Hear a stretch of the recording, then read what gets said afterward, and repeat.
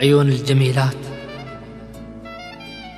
سافرت لعيونك برغم المسافات، ما همني جرحي ولا اللي أعاني.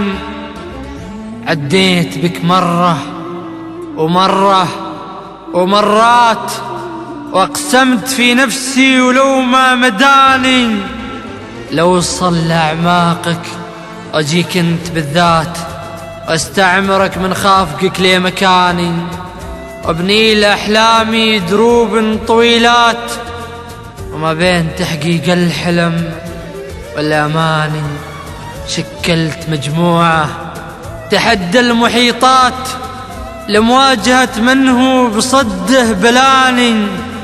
أيقنت دايم بالأمور الصعيبات، وقررت أواجه من بناره كواني، مدامها عندي من أحلى المهمات. لا تسألي يا بنت يا بنت يا بنت ش اللي حداني، يمكن أحقق فيك بعض الهوايات، ولا أتسلى فيك كني أناني. يعني خذيها يا الغلا كيف ما جات، دامك تجرأتي وقلبك عصاني.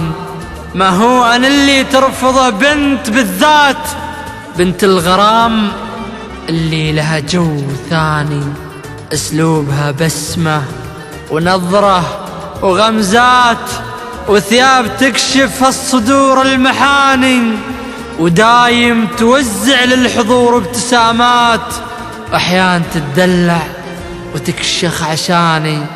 أنا تمناني عيون الجميلات، ما هو بذنبي دام ربي عطاني الجاه والسلطان والعز والذات، ويكفي لعيني يفتخر بي زماني. يا كم بحارتنا أشوف المعاناة، ويا كم بنات لجل عيني تعاني. ما تسمع إلا تالي الليل آهات، وأصوات تشبه للسفن والمواني.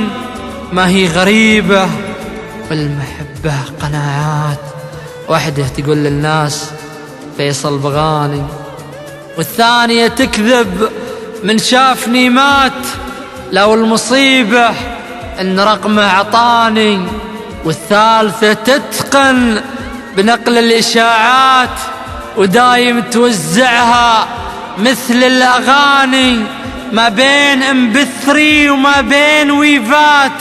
وأذكر أنا مرة بلوتوث جاني صدفة وأنا قاعد أطالع مباراة أهل السعودية ونادي عماني، طلعت في النكنيم بنت الإمارات، فكرت في نفسي منو اللي غزاني. طلعت من حولي تعجبت بسكات، ما شفت إلا من بسهمه رماني. بنت الدلال أم العيون الكحيلات، من شفتها للحين أنا أعاني.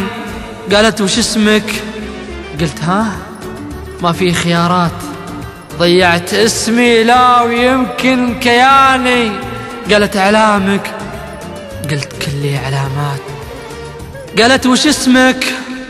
قلت ما في خيارات، ضيعت اسمي لا ويمكن كياني. قالت علامك؟ قلت كلي علامات. قالت وعمرك؟ قلت أكبر إخواني. قالت تجنن؟ قلت يلعن أبو القات، لو ني مخزن كنت في جو ثاني. قالت عرفتك وأسمعك في الإذاعات، رديت عادي دام هذا جناني. شاركت في المليون وحزت الإشادات، بيكفيني الجمهور حبه عطاني. الحب والتصفيق ما قلت لهات، لبيك يا جمهور حاضر عشاني. انتو لي المليون والعز والذات، ويكفي مشيد من غلاكم مباني. ماني مسوي حق روحي دعايات، من شان أكبر في عيون الغواني. شاعر ولي في ساحة الشعر صولات، حتى لو انه ما نصفني زماني، يكفيني إن الناس تحفظ لي أبيات، لأني كتبت الشعر بصدق معاني.